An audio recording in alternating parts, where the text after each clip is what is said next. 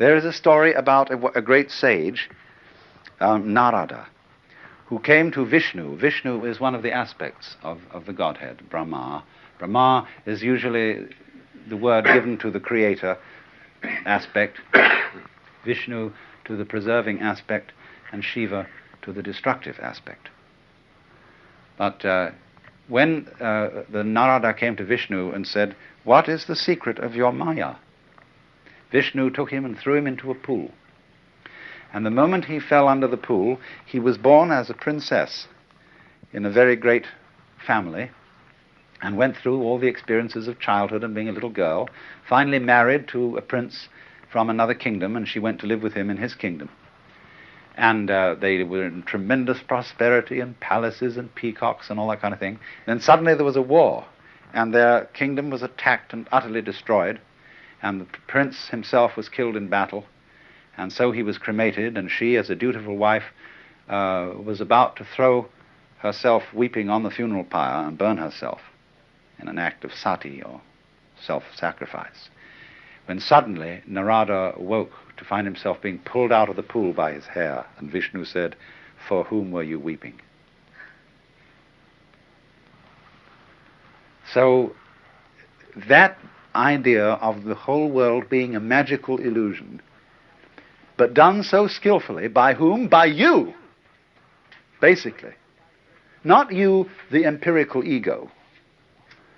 Not you who is just a kind of focus of conscious attention with memories that are strung together into what you call my everyday self.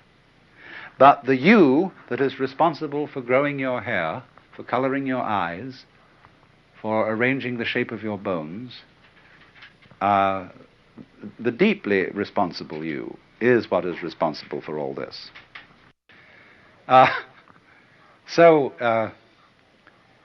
Then this in sum then is this Hindu dramatic idea of the cosmos as an endless hide-and-seek game. Now you see it, now you don't. And so it's saying to everybody, really, of course you worry, and you're afraid of disease and death and pain and all that sort of thing, of course. But it's all an illusion. There's nothing to be afraid of. And you think, well, but my goodness, supposing when I die there just won't be anything. Be like going to sleep and never waking up. You think, isn't that awful? I mean, that's just terrible. Nothing forever. It doesn't matter. When you go into that period called death or forgetting, that's just so that you won't remember. Because if you did always remember, it'd be a bore. But you are wiser than you know, because you arranged to forget. You arranged to die and keep going in and out of the light.